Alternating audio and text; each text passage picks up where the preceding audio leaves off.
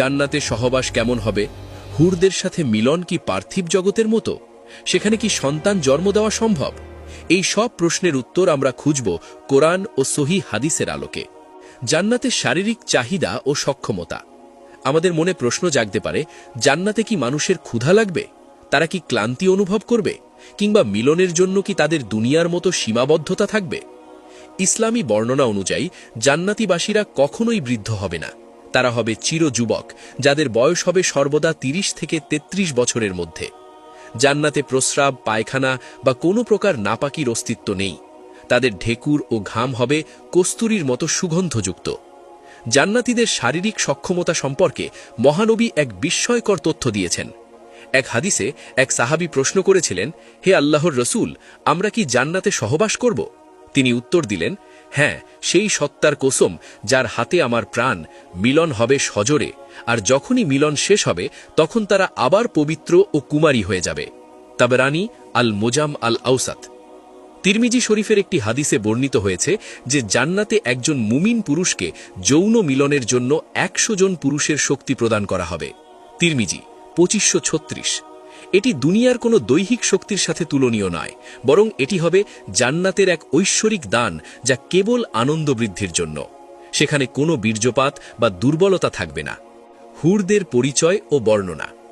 জান্নাতের অন্যতম শ্রেষ্ঠ নেয়ামত হল হুর। আল কুরআনে আল্লাহ তাআলা বহুবার হুরদের সৌন্দর্য বর্ণনা করেছেন। সূরা আর রহমান, সূরা আল ওয়াকিয়া এবং সূরা আন নাবায় হুরদের কথা বিশেষভাবে এসেছে।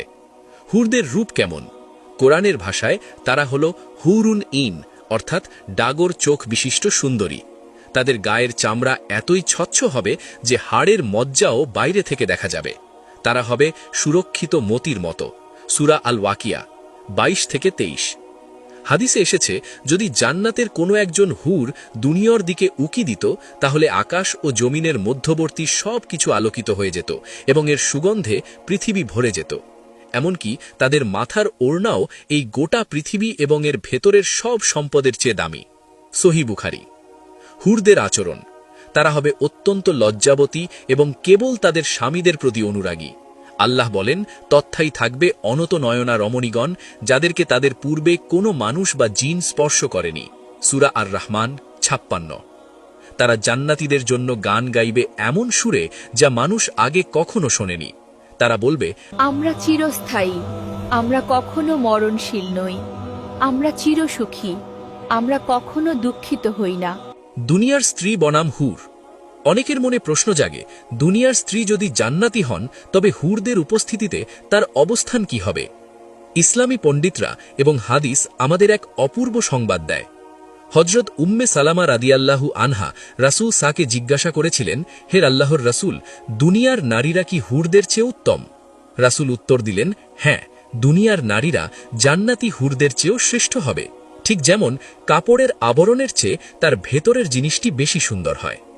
উম্মে সালামা রাদিয়াল্লাহু আনহা আবার জিজ্ঞেস করলেন, কেন তারা শ্রেষ্ঠ হবে? নবীজি বললেন, তাদের সালাত, রোজা এবং আল্লাহর ইবাদতের কারণে। তাবরানী। অর্থাৎ জান্নাতে আপনার দুনিয়ার স্ত্রী হবেন হুরদের রানী। তার সৌন্দর্য হুরদের সৌন্দর্যকে ম্লান করে দেবে। আল্লাহ দুনিয়ার নারীদের নতুন করে সৃষ্টি করবেন।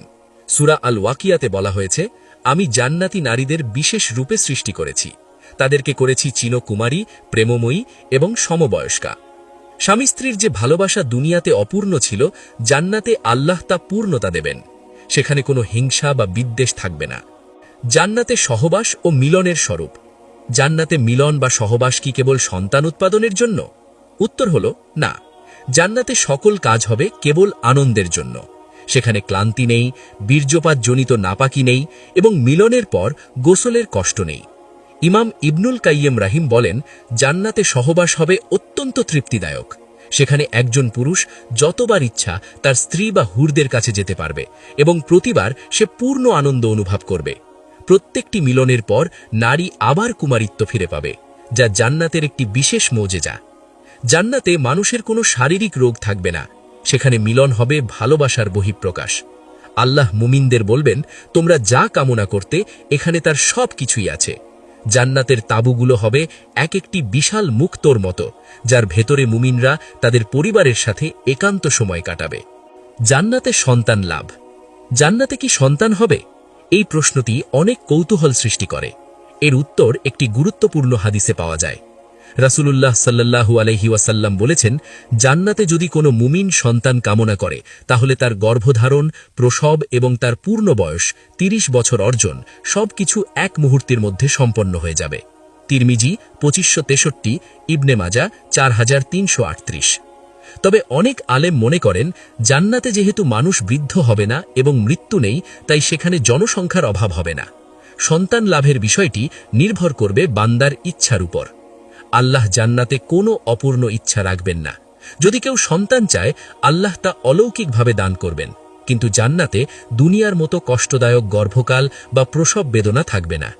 প্রিয় দর্শক, জান্নাতের এই বিবরণ শুনে আমাদের মনে আকাঙ্ক্ষা জাগা স্বাভাবিক, কিন্তু মনে রাখতে হবে, জান্নাত সস্তা নয়।